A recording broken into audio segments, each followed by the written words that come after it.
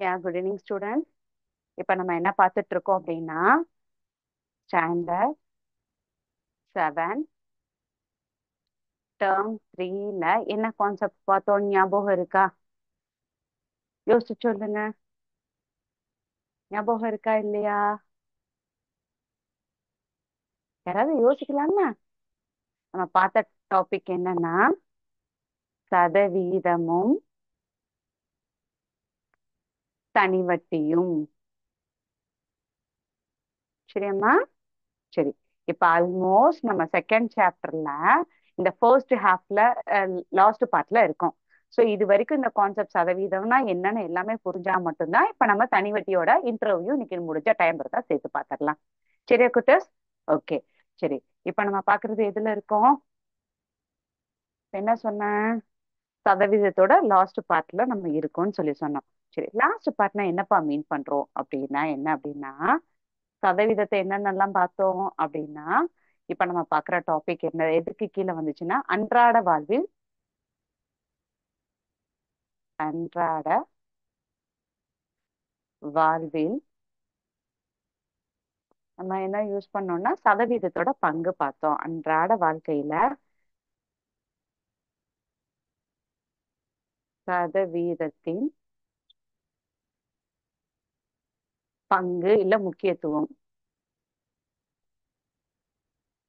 சரியா குட்டஸ்? இதுதான் இப்ப நம்ம பார்த்தோம். சதவீதன்றதுல லாஸ்ட் கான்செப்ட் என்னது? அன்றாட வாழ்வில் சதவீதத்தின் முக்கியத்துவம். ஸோ எங்கெல்லாம் பார்த்தோம்? சேலரி எப்படி கேல்குலேட் பண்றாங்க, என்ன ஏதுன்ற டீட்டெயிலாம் பார்த்தோமா? ஞாபகம் இருக்கா? பர்சன்டேஜ்ல எப்படி பார்த்தோம்? நம்ம இட்லி தோசை சாப்பிட்றோம்ல, அந்த இட்லி தோசை சாப்பிட்றதுல எத்தனை பங்கு இட்லி அரிசி மாவு போடுறோம், அரிசி எவ்வளவு போடுறோம், உளுந்து எவ்வளவு போடுறோம்னு சொல்லி பார்த்தோம்ல, அதெல்லாம் ஞாபகம் இருக்கா? அதே மாதிரி மக்கள் தொகை கூடுனா எப்படி கண்டுபிடிக்கணும், குறைஞ்சா எப்படி கண்டுபிடிக்கணும், இதுக்கு கீழே வர டாபிக்ஸ் என்ன பார்த்தோன்றதையும் நான் எழுதிடுறேன் கடகடன்னு. விகிதத்தில் விகிதங்களை சதவீதமாக கருதுதல். சரியா குட்டு? விகிதங்களை எப்படி சதவீதமா பார்த்தோம், அந்த இட்லி தோசை கணக்கை ஞாபகம் வச்சுக்கோங்க. ரெண்டாவது, சதவீதத்தின்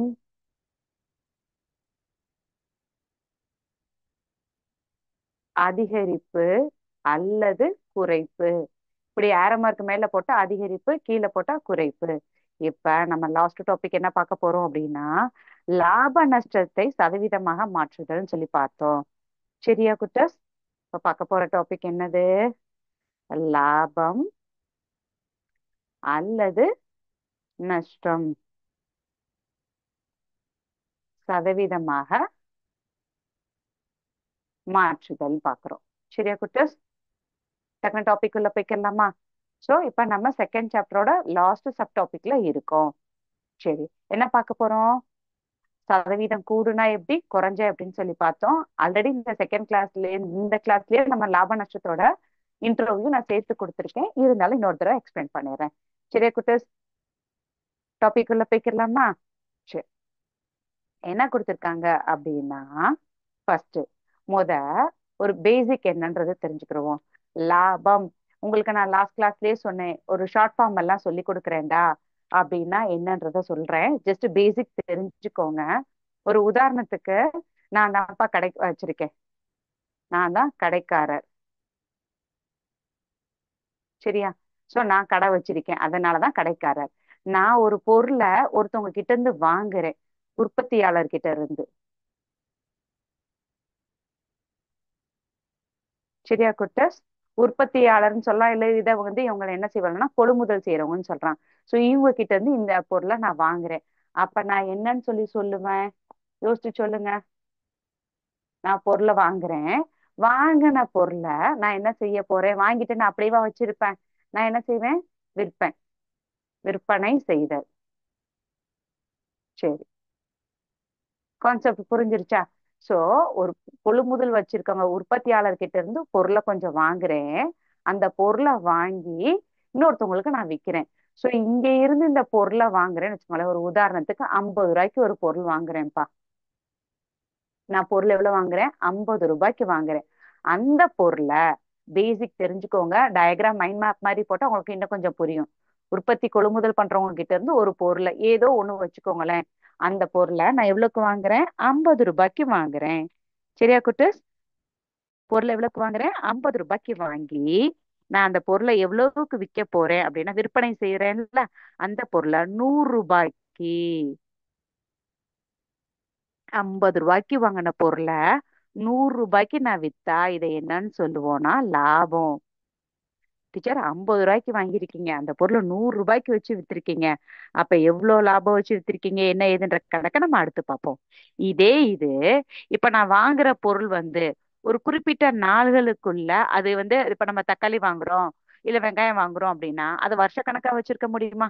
குறிப்பிட்ட டயத்துக்குள்ள அதை நம்ம விற்கணும்ல. சப்போஸ் நான் இன்னைக்கு 50 ரூபாய்க்கு வாங்கின பொருளை நல்ல ஒரு சீசன்ல இருந்துச்சு அப்படின்னா, ஒரு உதாரணத்துக்கு நான் 100 ரூபாய்க்கு இன்னைக்கு வித்துட்டேன். சரியா? சோ அப்ப எனக்கு கிடைக்கிறதுக்கு என்னது? 50 ரூபா வாங்கின பொருளை 100 ரூபாய்க்கு விற்கிறது பெரு லாபம். லாபம் கிடைச்சிருக்கு. இதே இது இன்னைக்கு என் கடையில யாருமே வாங்கலப்பா. சரியா? சோ ஆனா இந்த தக்காளி வெங்காயத்தை நான் 4 நாள் கழிச்சோ இல்ல 10 நாள் கழிச்சோ இல்ல ஒரு மாசம் கழிச்சு வச்சு விற்க முடியுமா? கண்டிப்பா. வாங்கின பொருளை ஒரு குறிப்பிட்ட நாளுகளுக்குள்ள நான் விற்கல அப்படின்னா எனக்கு போட்ட முதல் 50 ரூபாய் என்ன செஞ்சிடாது? கிடைக்காது. சொல்றது புரியுதா? அட்லீஸ்ட் ஓரளவாது 50 ரூபாய், மொத்த 1 கிலோ தக்காளி நான் 50 ரூபாய்க்கு வாங்கியிருக்கேன், அதை 100 ரூபாய்க்கு வித்தேன்னா லாபம் கிடைச்சிரும். அதே தக்காளி 50 ரூபாய்க்கு வாங்கி நான் விற்கவே இல்லை, நாள் கணக்கா நாள் பட்டு என்கிட்ட இருக்கு அப்படின்னா எனக்கு என்ன ஆயிரும்? கண்டிப்பா லாஸ்ன்னு சொல்லுவோம். சரியா? தமிழ்ல என்ன சொல்லுவோம்? நட்டோன்னு சொல்லுவோம். இப்ப அந்த 50 ரூபாய்க்கு பொருளை ஒரு உதாரணத்துக்கு நான் அட்லீஸ்ட் 10 ரூபா கம்மி பண்ணியாவது, வாங்கின பொருள் 50 ரூபா, அதுக்குன்னு ஓசியாவும் நமக்கு கொடுக்க மாட்டோம்ல. சோ அட்லீஸ்ட் 10 ரூபா குறைஞ்சாலும் பரவாயில்ல, போட்ட காசாவது எடுக்கலாம். இதெல்லாம் நம்ம டெய்லி லைஃப்ல யூஸ் பண்ற வார்த்தைகள் குட்டஸ். சரியா? சோ 40 ரூபாய்க்கு விக்கிறேன் அப்படின்னா இதை நம்ம என்னன்னு சொல்லுவோம்? நட்டுன்னு சொல்லுவோமா? இதுல உங்களுக்கு எதுவும் டவுட்ஸ் இருக்கா? இந்த இப்படி நான் எழுதின வார்த்தைகள்ல இந்த கதை சொன்னதில்ல. சோ இப்ப இந்த கடைக்காரருக்கு பேர் என்ன, இந்த விலைக்கு பேர் என்ன, இதுக்கு பேர் என்னன்னு சொல்லி தான் இப்ப நம்ம டீட்டெயில்டா பார்க்க போறோம். சரிடா குட்டஸ்? அப்ப லாபம்னா என்ன? நான் வாங்கினதை விட கொஞ்சம் வந்து அதிக பணம் வச்சு விக்கிறதுக்கு பேரு லாபம். சரியா? அடுத்து நான் வாங்கினதை விட கம்மியா பணத்துக்கு நான் விக்கிறதுக்கு பேரு நஷ்டம்னு சொல்லி சொல்லுவோம். சரியா குட்டஸ்? இப்ப இத தமிழோட இப்ப இதோட என்னது டீட்டெயில் வார்த்தைகளை இப்ப நான் சொல்லி கொடுத்துறேன், தெரிஞ்சுக்கோங்க. லாப நஷ்டம்னா என்னன்னு பார்த்தாச்சு. ஒரு உதாரணத்துக்கு தான் இப்ப நான் சொன்னது 40 ரூபா, அப்ப அதையே வச்சுக்கோங்க. இப்ப சிபி அப்படின்னா என்ன, எஸ்பி அப்படின்னா என்ன? சரியா? சிபினா காஸ்ட் பிரைஸ். நான் வாங்கினேல இந்த 50 ரூபாய், இதுதான்ப்பா சிபி, அந்த பொருளினோட அடக்க விலை. சரியா குட்டஸ்? சிபினா என்னன்னு சொன்னோம்? பொருளினோட அடக்க விலை. சரியா? தமிழையும் எழுதுறேன், பொருளின் அடக்க விலை. ஏன்னா புக்ல வந்து இந்த வார்த்தைகள் தான் கொடுத்துருக்காங்க. அடக்க விலைன்னு சொல்லலாம். இல்ல அப்படின்னா இதை நான் என்ன செஞ்சேன்? இவர்கிட்ட, உற்பத்தியாளர்கிட்ட இருந்து தானே இதை நான் வாங்கினேன், அப்ப இதை நான் என்னன்னு சொல்லலாம்? வாங்கிய விலை. சரியாடா? புரியுதா? ஸோ சிபினா இங்கிலீஷ்ல என்னன்னா காஸ்ட் பிரைஸ்.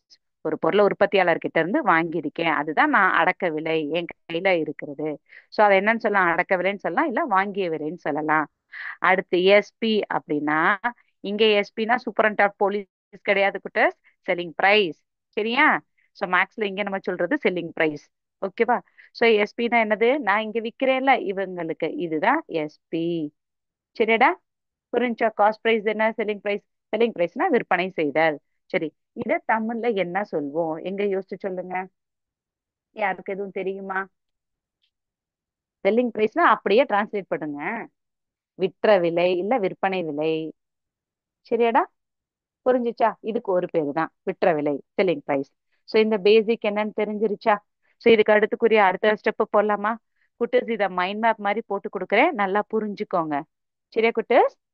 உற்பத்தியாளர் கிட்ட இருந்து நான் வாங்குறேன், நான் தான் கடை வச்சிருக்கேன்ப்பா, உற்பத்தியாளர் கிட்ட இருந்து கொள்முதல் செய்யறவங்க இருந்து அப்படியே நான் வாங்குறேன்ப்பா. எவ்வளவுக்கு வாங்குறேன்? 50 ரூபாய் பொருளை 100 ரூபாய்க்கு வித்தேன்னா எனக்கு லாபம் கிடைக்கும். 50 ரூபாய் பொருளை அதுக்கும் கம்மியா, அது 40 ரூபான்னு மட்டும் கிடையாது கொட்டு, 50 ரூபாய்க்கும் கம்மியா நான் வாங்கின விலையோட கம்மியா வித்தேன்னா அதுக்கு பேரு நஷ்டம்னு சொல்லுவோம். சரியா? சரி, இத இங்கிலீஷ்ல வார்த்தைகளையும் தெரிஞ்சு வச்சுக்கோங்க. அதுக்குரிய ரிலவெண்டான தமிழ் வேர்டு. காஸ்ட் பிரைஸ் அப்படின்னா அடக்க விலை, இல்லைன்னா என்னன்னு சொல்லுவோம்? வாங்கிய விலை. எஸ்பின்னா என்ன சொல்லுவோம்னா விற்பனை விலை. சரியா குட்டஸ்? நம்ம போடலாமா? அடுத்து இந்த கான்செப்ட் புரிஞ்சிருக்கும்னு நினைக்கிறேன். ம். இப்ப இதுக்குரிய ஃபார்முலா இத நீங்க வந்து ஏற்கனவே சிக்ஸ்த்ல படிச்சிருக்கீங்க கூட்டஸ், இருந்தாலும் உங்களுக்கு டீட்டெயிலா இன்ட்ரோடக்ஷனுக்கு மட்டுமே இவ்வளவு விளக்கமா நான் சொல்றேன். சரி. இப்ப இங்க நம்ம என்ன எழுதுறேன் அப்படின்னா, லாபம். சரி. லாபம்னா எப்பப்ப என்னப்பா அர்த்தம் அப்படின்னா, நான் ஒரு பொருளை வாங்கியிருக்கேனா தட் இஸ் வாங்கிய விலையை விட வாங்கிய விலை இல்லாட்டி சொல்லிருங்க. ஒரு பொருளை லாபம்னா விக்கிறேன்ல, விக்கிறத வச்சுதானே லாபமா நஷ்டமான்னு பாக்குறேன். சோ விற்ற விலை மைனஸ் வாங்கிய விலை. குட்டஸ் புரிஞ்சுச்சா? நான் பொருளை வாங்கியிருக்கேன். இந்த 50 ரூபாய் போட்டோமா, 50 ரூபாய என்னவா மாத்தணும், 100 ரூபாயா மாத்தணுமா? இந்த 50 ரூபா வந்து என்னது, அடக்க விலைன்னு சொல்லலாம், இல்லாட்டினா வாங்கிய விலைன்னு சொல்லலாம். அதை 100 ரூபாய்க்கு விற்கிறேனா, அப்ப இது விற்பனை விலை தானே. சோ இத வந்து விவின்னு போடுவாங்க, ஷார்ட் ஃபார்ம் தான். விவினா விற்பனை விலை. சோ ஒரு பொருளை 50 ரூபாய்க்கு வாங்கி 100 ரூபாய்க்கு விற்றேனா, அப்ப எனக்கு என்னென்ன கிடைக்கும், லாபம் கிடைக்கும். சோ இதுக்குரிய தமிழ் வார்த்தையை இப்ப எழுதிட்டோம். இங்கிலீஷுக்குரிய மீனிங் எழுதிருவோமா? So profit. லாபம்னா என்னது, ப்ராஃபிட். சரியா? சோ லாபம் ப்ராஃபிட் இஸ் ஈக்குவல் டு எஸ்பினா என்ன பார்த்தோம், இப்பதான் பார்த்தோம், விற்ற விலைக்குரிய. இந்த ஷார்ட் ஃபார்ம் கீழே எழுதியிருக்கேன் பாருங்க, இதை பார்த்தே போடுங்க. கொஞ்ச நாளைக்கு இப்படியே ப்ராக்டிஸ் பண்ணிக்கோங்க. SP minus CP. புரிஞ்சா குட்டஸ்? சோ நான் விற்ற விலையை விட மைனஸ் வாங்கிய விலையை போட்டேன்னா எனக்கு என்ன கிடைக்கும், 50 ரூபாய்க்கு வாங்கின பொருளை நீங்க அப்படியே சொல்லி பாருங்க குட்டஸ். 50 ரூபாய்க்கு ஒரு பொருளை வித்திருக்கேன்ப்பா, சாரி, 50 ரூபாய்க்கு வாங்கி 100 ரூபாய்க்கு வித்திருக்கேன், அப்ப எனக்கு லாபம் கிடைச்சிருக்கு. இதுதான் இந்த ஃபர்ஸ்ட் ஃபார்முலா. சரியா குட்டஸ்? செகண்ட், லாஸ் அப்படின்னா நட்டம். இந்த தக்காளி எக்ஸாம்பிள் தி பெஸ்டா வச்சுக்கோங்க. சோ என்ன செஞ்சிருக்கேன், 50 ரூபாய்க்கு வாங்கின பொருள், இப்ப இந்த டயக்ராம் போட்டது ஞாபகம் இருக்கா? அதுக்கும் கம்மியா, அது 40 ரூபான்னு சொல்லல, அதுக்கும் கம்மியா அப்படி நான் வித்திருக்கேன்னா எனக்கு இது என்னன்னு சொல்லுவோம், நஷ்டம்னு சொல்லுவோம். அப்ப எதுல இருந்து குறையுது குட்டஸ்? சோ இந்த 50 ரூபான்றது என்னது, நான் வாங்கிய விலை. நான் பொருளை கொள்முதல் பண்றவங்ககிட்ட இருந்து நான் வாங்கிய விலையை விட மைனஸ், நான் வாங்கிய விலையை விட நான் 10 ரூபாய் கம்மியா வித்திருக்கேன். சோ வாங்கிய விலை மைனஸ் விற்ற விலை. இப்ப உங்களுக்கு ஈஸியா புரியும்னு நினைக்கிறேன் குட்டர்ஸ். வார்த்தைகளை வந்து மனப்பாடம் பண்ணாதீங்க, தெரியலையா அந்த இப்படி இப்ப நம்ம போட்டு காமிச்சேன்னா அது மாதிரி போட்டு பார்த்துக்கோங்க. சரிடாம்மா? சோ இங்கிலீஷ்ல என்ன சொல்லுவோம், லாஸ் இஸ் ஈக்குவல் டு என்ன சொல்லுவோம், இப்ப வாங்கிய விலைக்கு என்ன பார்த்திருக்கோம், வாங்கிய விலைக்கு என்ன பார்த்திருக்கோம், சிபி. ஸோ சிபினா cost price minus selling price. சரிடாம்மா? ஸோ இதுதான் இதோட மெயினான பேசிக் குட்டஸ். இது நல்ல கான்செப்ட் அண்டர்ஸ்டாண்டிங் பண்ணிக்கோங்க. சிக்ஸ்த்லயே நீங்க பேசிக் ஓரளவு படிச்சிருக்கீங்க. சரிடாம்மா? இருந்தாலும் இப்பயும் நீங்க படிச்சுக்கோங்க, அடுத்து ஹையர் கிளாஸஸ்லயும் இதோட அடுத்த லெவல் யூஸ் ஆகும். சரியா? ஸோ இப்போ ப்ராஃபிட்டுக்குரியது பார்த்தாச்சு, லாஸ்க்குரியது பார்த்தாச்சு. நான் பொருளா இது இந்த கதை சொல்றது ஞாபகம் வச்சுக்கோங்க. 50 ரூபாய்க்கு வாங்கின பொருளை 100 ரூபாய்க்கு வித்திருக்கேன். இந்த இதுக்கு என்ன கதை சொன்னேன், 50 ரூபாய்க்கு வாங்கின பொருளை 100 ரூபாய்க்கு வித்தேன்னா எனக்கு லாபம். இங்க என்ன கதை சொன்னேன், 50 ரூபாய்க்கு வாங்கின பொருளை அதுக்கும் கம்மியா, 100 ரூபான்னா 100 ரூபாய்க்கு மேலேயும் வச்சுக்கோங்க, இது 50 ரூபாய்க்கு வாங்கின பொருளை அதுக்கும் கம்மியா வித்து அதுக்கு பேரு நான் என்ன சொன்னேன்னா நஷ்டம்னு சொன்னேன். சரிடம்மா? ஓகே. சரி. இப்ப இதோட இன்னொரு வார்த்தை என்ன, வாங்கிய விலைன்னு சொல்லலாம், இல்ல அடக்க விலைன்னு சொல்லலாம். உங்க புக்ல சில இடத்துல அடக்க விலைன்ற வார்த்தை யூஸ் பண்ணிருப்பாங்க, சில இடத்துல வாங்கிய விலைன்னு சொல்லியிருப்பாங்க. சோ ரெண்டுமே ஒரே அர்த்தம் தான் குட்டர்ஸ். சரியா? ம். சரி. அடுத்து இப்ப லாபம் பார்த்தாச்சு, நஷ்டம் பார்த்தாச்சு. இதே வார்த்தையோட நம்ம இப்ப பாக்குற டாபிக் என்னது, நம்ம பாக்குற டாபிக் என்ன, ப்ராஃபிட்டா லாஸ் ஆனா பர்சன்டேஜ்ல ப்ராஃபிட் எப்படி இருக்கு, பர்சன்டேஜ்ல லாஸ் எப்படி இருக்கு. ஸோ நம்மளோட டாபிக்குள்ள மூவ் ஆன் பண்ணிடலாம். P for profit percentage. ப்ராஃபிட்டோட எழுத்து பின்னு வச்சுக்கிறேன்னு வச்சுக்கோங்களேன். ஸோ இது தமிழ்ல என்ன சொல்லுவோம், லாப சதவீதம். ஸோ லாப சதவீதம் எப்படி பார்ப்போம், இப்ப நீங்க சொல்லுங்க, கரெக்டா சொல்லிருங்க. ஒரு பொருளை நான் வாங்கியிருக்கேனா, தட் இஸ் இந்த வாங்கிய விலைக்கு இன்னொரு வார்த்தை என்ன, அடக்க விலை. இப்பதான் ஏற்கனவே சொன்னேன், புக்ல அடக்க விலைன்னு கொடுத்துருக்காங்க குட்டஸ். ஸோ ஷார்ட் ஃபார்ம் ஆவி. ஸோ ஆவினா இந்த ஆவி கிடையாதுடா, இது வேற மீனிங்மா, அடக்க விலையோட ஷார்ட் ஃபார்ம். சரி. ஸோ எவ்வளவு எனக்கு எனக்கு கிடைச்சிருக்கு, 50 ரூபாய்க்கு வாங்கின பொருளை 100 ரூபாய்க்கு வித்தேன்னா எனக்கு லாபம் தானே கிடைச்சிருக்கு. ஸோ லாபம் சரியா? சோ லாபம் பை அடக்க விலை இன்டூ 100. ஏற்கனவே சொல்லியிருக்கேன் லெஃப்ட் சைடு பர்சன்டேஜ், நான் ரைட் சைடு என்ன செய்யணும், கண்டிப்பா பர்சன்டேஜ் போடணும். சரிடா குட்டஸ். அடுத்து இந்த இடத்துலயே பக்கத்துல எழுதிடுறேன். இது லாபத்துக்கு. எங்க அதே மாதிரி நஷ்டத்துக்கு நீங்க சொல்லுங்க. ஸோ போட்டு பர்சன்டேஜ். அடுத்து லாஸ் பர்சன்டேஜ் அப்படின்னா என்ன செய்யணும்னா, லா லாஸுக்கு என்ன தமிழ்ல சொல்லுவோம், நஷ்டம். சரியா?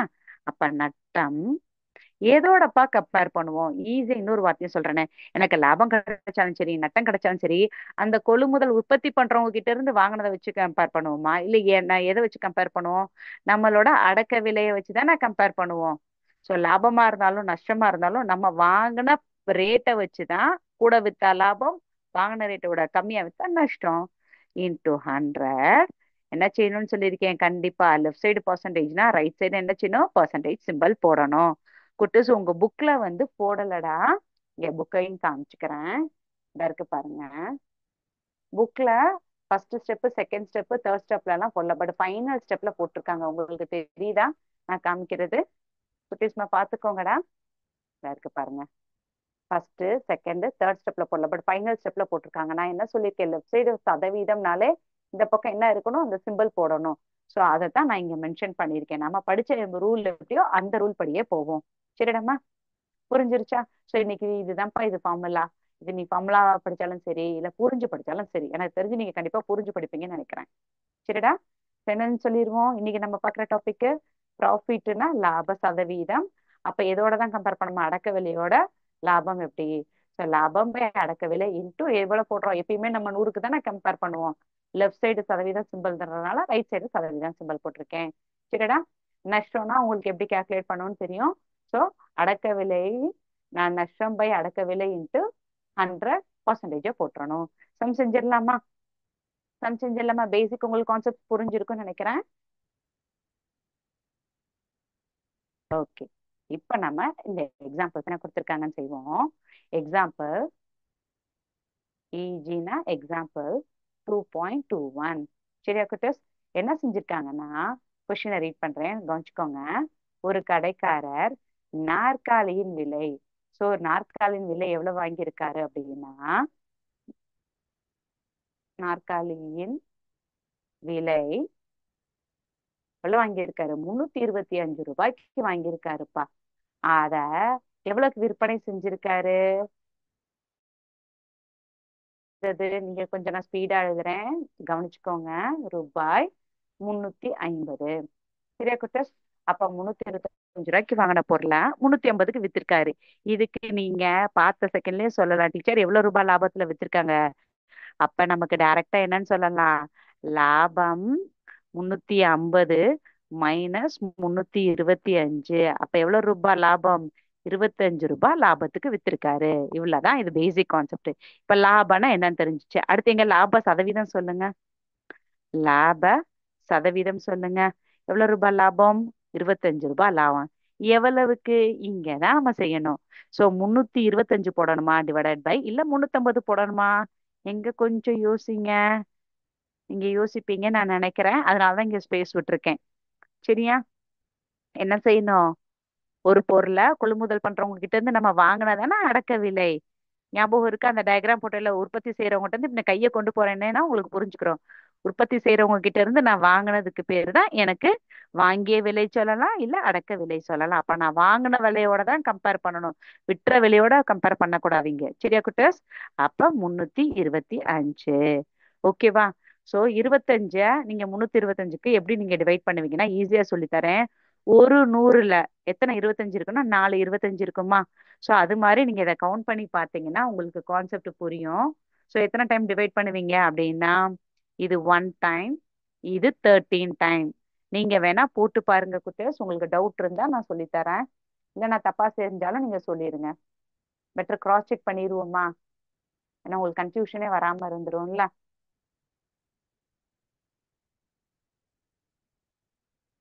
25/325. So 5 5 is 25. இங்க என்ன போடுவீங்க, இது எந்த டேபிள்ல டிவைட் பண்ணுவீங்க, இது எந்த டேபிள்ல குட்டஸ் டிவைட் பண்ணுவீங்க? சொல்லி பார்த்துறீங்களா? யாராவது சொன்னா நல்லா இருக்குன்னு பாக்குறேன். சொல்லவே மாட்டேன்றீங்களே. 6 5 30. ரிமைண்டர் 5 இருக்கும். 25 அகெயின் 5. ஸோ இது எத்தனை டைம் வரும்? 1 டைம். இது 13 டைம். ஸோ 5 டேபிள்ல கரெக்டாக தான் நம்ம டிவைட் பண்ணியிருக்கோம். எப்பயுமே கிராஸ் செக் பண்ணிக்கிறதுல தப்பு இல்லை குட்டர்ஸ். ஸோ அப்போ இது எப்படி எழுதலாம்னா 1 × 100 வந்து 100/13. அவுட் ஆஃப் த ப்ராக்கெட்ல அந்த பர்சன்டேஜ் கண்டிப்பா போடணும். ஸோ 13 லாங் டிவிஷன்ல நீங்க போடுறீங்களா இல்லை நான் போட்டு காமிக்கவா? ஒரே ஒரு சம்முக்கு நான் போட்டு கொடுத்துட்றேன் குட்டர்ஸ். எதால டிவைட் பண்றோம்? 13ஆல டிவைட் பண்றோம். So 13 7 sir 91. 13ஆம் வாய்ப்பாடு நல்லா தெரிஞ்சிருந்தா ஈஸியா சம் செய்யலாம் குட்டர்ஸ். சரியா? ஸோ இந்த 91 இங்க போடணுமா? நான் எங்க போட்டிருக்கேன்? ஒன்ஸ் பிளேஸ் பார்த்தானே போடணும். ஆ இங்க 91 போட்டு சப்ராக்ட் பண்ணிருங்க. அப்ப என்ன வரும்? 9 டைம்ஸ். 7 டைம்ஸ் போயிட்டு 9 வந்து ரிமைண்டர் ஆயிரும். ஸோ அப்ப இது எப்படி குட்டீஸ் எழுதுவீங்க? மிக்சர் ஃப்ராக்ஷன் எழுதுங்க, கலப்பு பின்னத்தில் எழுதுங்க. இந்த டினாமினேட்டர்ல உள்ள 13 அப்படியே தான் இருக்கும். ஸோ இங்க கோஷன்ட் எத்தனை டைம் வந்துச்சு? 7 டைம் வந்துச்சு. தென் த ரிமைண்டர் பிகம்ஸ் 9. ஸோ அப்ப அவங்களுக்கு எவ்வளவு லாபம் சதவீதம் கிடைச்சிருக்கு? 7 9/13. ஸோ கலப்பு பின்னத்துல இருக்கு. டீச்சர் இதை நான் டெசிமலுக்கு மாத்தவா அப்படின்னா கிடையாது. நீங்க இப்படியே கூட வச்சுக்கோங்க. சரிடம்மா? சம் புரியுதா? நீங்க இந்த இடத்துல ரெண்டே ஸ்டெப் ஃபார்முலா உங்களுக்கு புரிஞ்சிருக்கும். சோ நம்ம வாங்கின விலையை விட விற்பனை விலையில கூடுச்சுன்னா லாபம், குறைஞ்சா நஷ்டம். இவ்வளவுதான் பேசிக் கான்செப்ட். சரியா குட்டர்ஸ்? புரியுதா? Okay done. சரி, அடுத்து இன்னொரு சம் பார்த்துல. இப்ப எக்ஸாம்பிள் 2.21 பார்த்துடலாம். நான் எதுக்கு எக்ஸாம்பிள் செய்யறேன்னா, எக்ஸாம்பிள்ல வந்து அந்த இடத்துல சில இடத்துல வந்து அந்த சிம்பிள் பர்சன்டேஜ் போடல. அதே மாதிரி 1 or 2 சின்ன மிஸ்டேக்ஸ் இருக்கு, பிரிண்டிங் மிஸ்டேக் இருக்கும். அதை நம்ம கவனிச்சு செய்யறோன்றதை விட உங்களுக்கு இந்த புக்ல உள்ள எல்லா சம்ஸுக்குமே நீங்க நோட்டை மெயின்டைன் பண்றீங்களோ இல்லையோ, இந்த புக்கை இந்த ஒரு டேர்முக்கு ஃபுல்லா மெயின்டைன் பண்ணுவீங்க. இந்த சம்மல்ல எந்த பயிற்சி எடுத்தாலும் சரி. ஸோ எல்லாத்துக்குமே என்ன செஞ்சிருக்கோம் நம்ம? புக்லயே ஆன்சர் இருக்குன்னும் போது கண்டிப்பா இதை நம்ம மிஸ் பண்ண மாட்டோம். அடுத்து நம்ம படிச்சோம்ல, நம்ம தேர்ட் டேர்ம் ஸ்டார்டிங்ல இருந்து எண்டிங் வரைக்கும் புக்கை பத்திரமா வச்சிருக்கோம் போது நான் சொன்ன விஷயங்கள் எல்லாம் இங்க புக்ல குறிச்சு வச்சுக்கோங்க. சரியா குட்டஸ்? அப்ப நீங்க ரெஃபர் பண்ணும்போது இன்னும் கொஞ்சம் நல்லா புரியும். சரிடா? ஓகே, இப்ப நம்ம எக்ஸாம்பிள் 2.22 பாக்குறோம். சரியா? அடுத்து ஒரு சட்டையின் விலை. நான் கொஸ்டினையும் ரீட் பண்றேன். ஒரு சட்டையின் விலை வந்து ஒருத்தர் எவ்வளவுக்கு வாங்கியிருக்காருன்னா 110 ரூபாய்க்கு வாங்கியிருக்காருப்பா. ஆனா அதை எவ்வளவுக்கு விட்டிருக்காருன்னா, நீங்க கெஸ் பண்ணுங்க. ஏதாவது சொல்ல முடியுதானா? நானே சொல்லிடுறேன். 90 ரூபாய்க்கு வித்திருக்காருப்பா. 110 ரூபாய்க்கு வாங்கின சட்டைய 90 ரூபாய்க்கு வித்தா இது லாபமா நஷ்டமான்னு நீங்களே பார்த்து டக்குன்னு சொல்லிடலாம். கொஸ்டின்ல கேட்டது என்னன்னா நஷ்டத்தின் சதவீதம் என்ன? சரியா? சோ நஷ்டம்னா எப்படி சொல்லுவோம்? 110 ரூபாய்க்கு வாங்கினத அந்த அடக்க விலையை விட கம்மியா வித்திருக்காங்கல்ல, அப்ப இதை சப்ராக்ட் பண்ணணும். சரியா குட்டஸ்? அப்ப எவ்வளவு வந்திருக்கு? சப்ராக்ட் பண்ணா என்ன வரும்? 20 ரூபா வருமா? 30 ரூபாய் வருமா? ரூபாய் 20 ரூபாய் நஷ்டத்துக்கு வித்திருக்காரு. டீச்சர் இது வரைக்கும் நீங்க என்ன சொன்னீங்க? தக்காளி கெட்டு போகும் அதனால லாபம் இல்லாம வித்துட்டாங்க. சட்டை எப்படி டீச்சர் கெட்டு போகும் அப்படின்னா, சட்டை எல்லாம் கெட்டு போகாது. சரியா? தட் இஸ் அது ராட்டன் ஆகாது. ஆனா நம்ம இந்த வருஷம் வாங்கின தீபாவளி ட்ரெஸ்ஸ 10 வருஷம் வரைக்கும் நமக்கு விற்காம இருக்கு, இல்ல 2 வருஷம் 3 வருஷத்துக்கு விற்காம இருக்குன்னா நம்ம அதை வாங்குவோமா? பழைய மாடல்னு சொல்லிடுவோம்ல. அதனாலதான் இங்க இந்த சட்டை விற்காம இருந்திருக்கு. சரியா குட்டர்ஸ்? கதையும் சொல்லி சொல்றேன். சரி, இப்ப நம்ம அடுத்து என்ன பாக்குறோம்? நஷ்ட சதவீதம். நஷ்ட சதவீதம். சரியா? நஷ்ட சதவீதம் என்ன பட்டோம்? இங்க 20 ரூபாய் நஷ்டம். எவ்வளவுக்கு? யோசிச்சு சொல்லுங்க. அந்த 110 ரூபாய்க்கு 20 ரூபாய் கம்மியா வித்திருக்கேன்ப்பா. 100 போடுவோம், பிராக்கெட் போடுவோம், சதவீதத்துக்கு சதவீதம். சரியா? புரிஞ்சா குட்டர்ஸ்? நான் திருப்பியும் சொல்றேன். புக்ல வந்து அந்த போடலடாமா. போடலன்னா நம்மளும் போடக்கூடாதா டீச்சர்? அப்படி கிடையாது. சோ இங்க போட்டு இங்க போட்டா மட்டும் தான் இங்க ஃபைனல் ஆன்சர்ல வரும். சரியாடா குட்டர்ஸ்? இப்ப நீங்க கேன்சல் பண்ணுங்க. நீங்களே சொல்லுங்க. 10க்கு 10 கேன்சல் பண்ணலாம். அடுத்த பிராக்கெட்டுக்குள்ள என்ன இருக்கு? 2 இருக்கு, இங்க ஒரு 100 இருக்கு. 2 × 100 என்ன வரும்? 200/11 பர்சன்டேஜ். இது வந்து சதவீதம். ஏன்னா நம்ம பாக்குற கான்செப்ட் என்னது? சதவீதத்தின் அடிப்படையில் லாப நஷ்டத்தை கணக்கிடுறோம். ஒவ்வொரு சமுக்கும் இந்த கான்செப்ட் சொல்றேன். ஸோ எப்படி லாங் டிவிஷன்ல டிவைட் பண்ணிடலாமா? 11 இங்க 200. இப்ப எத்தனை டைம் போடுவோம்? ஒன் டைம் வருமா? 20க்குள்ள ஒன் டைம் இருக்குமா, டூ டைம்ஸ் வருமா? குட்டீஸ் யோசிச்சு சொல்லுங்க. 20க்குள்ள ஒன் டைம், 1 11 சார் 11 தானே வரும். அடுத்து சப்ராக்ட் பண்ண என்ன வரும்? இங்க சப்ராக்ட் பண்றோம், இங்க 9 இருக்கு, இந்த ரிமைண்டர் 0 இங்க புல் டவுன் பண்றோம். அப்ப 90 வந்து 8 டைம்ஸ் இருக்கு. So 88. Again the reminder is 2. சரியா? ஸோ அப்ப இது எப்படி எழுதலாம்? இந்த 11 அப்படியே வச்சுக்கிறோம். எத்தனை டைம் டிவைட் ஆயிருக்கு அதுதான் இங்க எழுதணும். சரியா? அடுத்து ரிமைண்டரை நியூமரேட்டர்ல எழுதணும். ஓகேவா குட்டஸ்? அப்ப இந்த கொஸ்டினோட ஆன்சர் என்னப்பா? 18 2/11.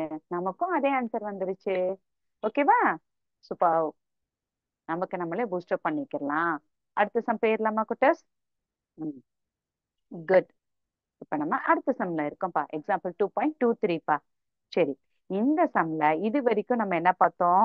நம்மளே அந்த கணக்கை கழிச்சுக்கிறோம், நஷ்டத்தை கண்டுபிடிக்கிறோம், இல்ல லாபத்தை கண்டுபிடிச்சிட்டு அதோட சதவீதம் எப்படி எழுதணும்னு சொல்லி பார்த்தோம். ஆமாவா இல்லையா? ஆனா இந்த கொஸ்டின்ல ஒரு சின்ன சேஞ்சஸ் கொடுத்துருக்காங்க. நான் கொஸ்டினை வாசிக்கிறேன், பாருங்க. இந்த இருக்கு பாருங்க. ஒரு பொருளை 200 ரூபாய்க்கு வாங்கி, எவ்வளவு வாங்கியிருக்காரு? 200 ரூபாய்க்கு வாங்கியிருக்காரு. 4%, 4% நஷ்டத்துக்கு வித்திருக்காரு. அப்ப அந்த பொருளோட அடக்க விலை என்னவா இருக்கும்? சொல்றது புரியுதா? கான்செப்ட் புரியுதா? சோ கொடுத்தது என்ன கொடுத்துருக்காங்கன்னா நஷ்டத்திலேயே கொடுத்துட்டாங்க. சோ நமக்கு ஃபார்முலா தெரிஞ்ச மாதிரி நஷ்டம் சதவீதம். சரியா? ஃபார்முலா என்னது? நஷ்டம் பை அடக்க விலை இன்டு 100% போட்டோமா? ஞாபகம் இருக்கா? சரி, இப்ப என்ன கொடுத்துருக்காங்க? எவ்வளவு பர்சன்டேஜ்க்கு லாஸ்க்கு வித்திருக்காங்க? 4% லாஸ்க்கு சேல் பண்ணிருக்காங்கப்பா. சரி, அப்ப நஷ்டம்னா நஷ்டமே நமக்கு நல்லா தெரியும். சரியா? சோ அந்த பொருளோட அடக்க விலை எவ்வளவுமா? 200 ரூபாய். கரெக்டா? ம் அந்த பொருளினோட அடக்க விலை எவ்வளவு கொடுத்துருக்காங்க? 200 ரூபாய்க்கு கொடுத்துருக்காங்களா? இது எப்படி புரிஞ்சுக்கிடுவீங்க? கொஞ்சம் யோசிச்சு சொல்லுங்க. நஷ்டத்தை கண்டுபிடிச்சிருவோம், அதுக்கப்புறம் இதோட வேர்டோட மீனிங் உங்களுக்கு நான் சொல்றேன். 100%. லெஃப்ட் சைட்ல உள்ள இந்த பர்சன்டேஜுக்கு ரைட் சைட்ல உள்ள இந்த பர்சன்டேஜ் கேன்சல் பண்ணுவீங்களா? இந்த 2020க்கு கேன்சல் பண்ணீங்கன்னா நட்டம் எவ்வளவு வந்திருக்கு? 8. 4 இருக்கு, இங்க 2 கிராஸ் பண்றோம். So 4 2s are 8. ஸோ இப்பதான் நம்ம என்னன்னு சொல்லி பார்த்தோம், நமக்கு லாஸ் பார்த்தோமா? அப்ப லாஸோட வேல்யூ ஃபார்முலா என்ன, ப்ராஃபிட்டோட ஃபார்முலா என்னன்னு சொல்லி பார்த்தோமா? இங்க அவங்க கேட்டது லாஸ். ஸோ லாஸ்க்கு ஃபார்முலா என்ன? நீங்களே சொல்லுங்க. லாஸ்ட் என்ன ஃபார்முலா படிச்சோம்? சிபி மைனஸ் எஸ்பி பார்த்தோமா? லாஸ்ட் ஃபார்முலா என்ன? சிபி மைனஸ் எஸ்பி பார்த்தோமா குட்டஸ்? ஞாபகம் இருக்கா? சொல்றது புரியுதா? சோ இதுல என்ன கொடுத்துருக்காங்க? நம்மளோட லாஸ் எவ்வளவு? 8. சோ 8 போட்டாச்சு. சரியா? சரி, 8 போட்டாச்சுப்பா. அடுத்து அதோட என்னது, அந்த பொருளை எவ்வளவுக்கு வாங்கியிருக்காங்க? இந்த பொருளை எவ்வளவுக்கு வாங்கியிருக்காங்க குட்டஸ்? Cost price, that is 200. கரெக்டா சொல்றேனா?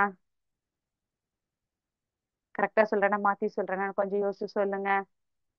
இந்த இடத்துல என்ன வரும்? ஐடியா இல்லையா? நானே சொல்லவா? யோசிப்பீங்கன்னா பாக்குறேன். ம்ஹும்.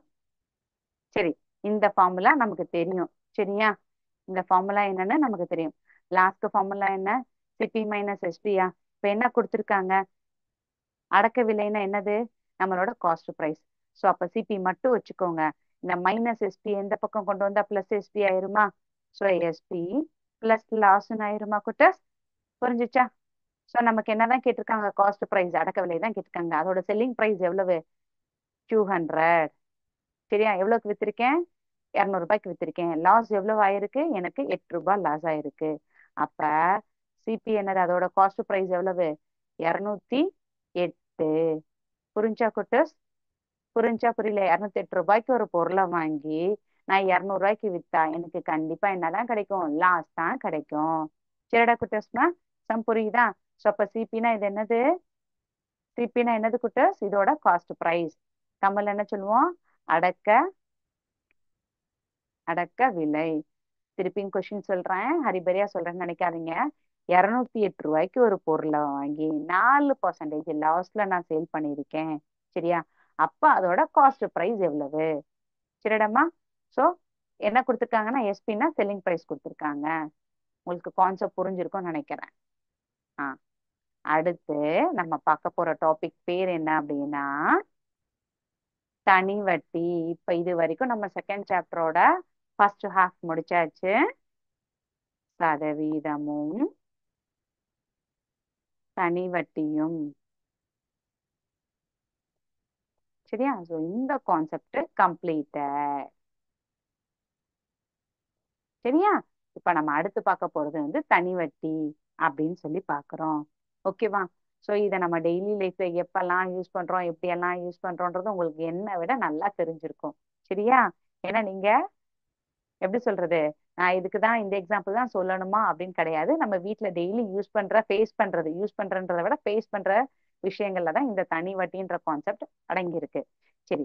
சோ தனி வட்டியை நான் எடுத்தோன்னே ஒரு பாசிட்டிவா சொல்லி தரேன்ப்பா. எடுத்தோன்னே நெகட்டிவா சொல்ல வேண்டாம். சரியா? எப்ப பார்த்தாலும் வட்டிக்கு வாங்குறோம்னு சொன்னா நமக்கு வந்து கடன் கொடுத்துக்கிட்டே தான்ப்பா இருக்கும். ஒரு சேஞ்சுக்கு நம்ம ஒரு பிக்கி பேங்க் வச்சிருக்கோம். சரியா? பிக்கி பேங்க்ல மினிமம் அமௌண்ட் வந்து இப்ப நம்ம எல்லாத்துக்கும் பேசிக்கலா உங்களுக்கு நீங்க தெரியும்ன்றதுனால இருந்தாலும் குட்டியா ஷார்ட்டா கதை சொல்றேன். ஒரு 100 ரூபாய் தான்ப்பா எல்லாத்துக்குமே. லாபமா இருந்தாலும் சரி, நஷ்டமா இருந்தாலும் சரி, தள்ளுபடியா இருந்தாலும் சரி, எந்த ஒரு விஷயத்தையுமே நம்ம 100ஓட தான் கம்பேர் பண்ணுவோம். தட் சதவீதத்தோட கம்பேர் பண்ணி தான் 100க்கு கம்மியா இருந்தாலும் சரி, இல்ல 100க்கு அதிகமா இருந்தாலும் சரி, அதை 100ஓட தான் நம்ம ஈக்குவலைஸ் பண்ணி கேல்குலேட் பண்ணுவோம். சரியா குட்டஸ்? சரி. சோ இப்ப எப்படி சொல்றது, உங்களுக்கு மாசம் வந்து ஒரு 1000 ரூபீஸ் பாக்கெட் பண்ணி கொடுக்குறாங்க குட்டஸ். Monthly 1000 rupees. தௌசண்ட்க்கு எத்தனை ஜீரோன்னு தெரியுமா? இதுதான் 000 போடுவோம். சரி. சோ இதுதான் அசல். அசலோட இன்னொரு வார்த்தை என்னன்றதையும் சொல்லிடுறேன், தெரிஞ்சுக்கோங்க.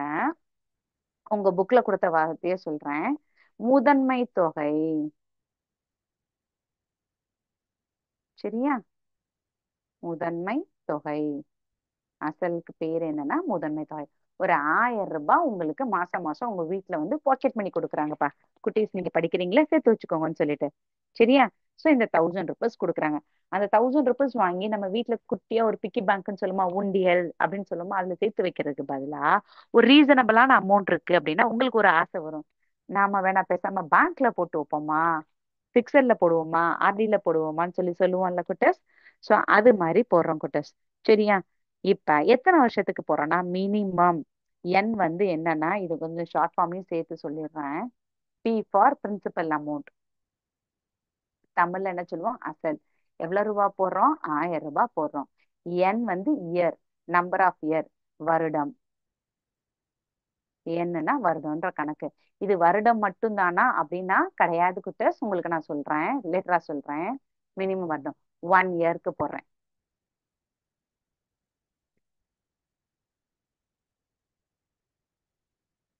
சரியா? சோ 1 இயருக்கு போட்டிருக்கேன். அடுத்து நான் பேங்க்ல வந்து என்கிட்ட எக்ஸ்ட்ரா காசு இருக்கு அப்படின்னு சொல்லி பேங்க்ல மட்டும் கொடுத்து கொடுத்து வச்சிருந்தானா அவங்க ஒரு அமௌண்ட் வந்து நமக்கு இன்ட்ரெஸ்ட் போட்டு தருவாங்களா, பேசிக்கே. அதுதான் ரேட் ஆஃப் இன்ட்ரெஸ்ட். ஆறு. எல்லாத்தோட எழுத்து பிரின்சிபலோட எழுத்து என், நம்பர் ஆஃப் இயர்ஸ்க்கு வந்து N, rate of interest that is வட்டி. எவ்வளவு கொடுக்குறாங்க? உங்களுக்கு பிடிச்ச நம்பர் ஏதாவது ஒண்ணு வச்சுக்கோங்களேன். ஒரு 10 வச்சுக்கிறோம். 10% கொடுக்குறாங்கப்பா. அப்படின்னா இப்ப இப்ப வந்து நான் ஜான்வரி மாசம் போடுறேன்ப்பா. ஜான்வரி மாசம் 1ஆம் தேதி இல்ல என்னது நியூ இயர்ன்றதுனால 2ஆம் தேதி போய் நான் டெபாசிட் பண்றேன். ஒரு வருஷமும் அந்த காசை நான் எடுக்கவே இல்லை குட்டஸ். சோ இப்ப 2025 ஜான்வரி 2025 செகண்ட் செகண்ட் ஜான்வரி 2025 போய் நான் போட்டேன். அடுத்து தேர்டு இப்ப நான் எடுக்கிறேன். இதை முடிச்சிட்டு ஜான் 2026 எனக்கு எவ்வளவு பணம் கொடுப்பாங்க பேங்க்ல இருந்து அப்படின்ற கேல்குலேஷனை தான் இப்ப நம்ம பார்க்க போறோம். சரியா குட்டஸ்? சொல்ற விஷயங்கள் புரியுதா? சோ இதுக்குரிய டீட்டெயில்ஸ் ஆனா இப்ப உங்களுக்கு ஒரு ஒரு சின்ன கிளிப்பிங்ஸ் மாதிரி மட்டும் காமிச்சிட்டு ஜஸ்ட் தெரிஞ்சுக்கோங்க என்ன அப்படின்ட்டு. அதை பத்தினா டீட்டெயில்டா நெக்ஸ்ட் கிளாஸ்ல நம்ம அதோட இது பார்ப்போம். ஸ்கிரீன் ஷேர் பண்றேன். ஜஸ்ட் சும்மா ஒரு பிக்சர் பார்த்துக்கோங்க, ஒரு ஐடியா கிடைக்கும்ல.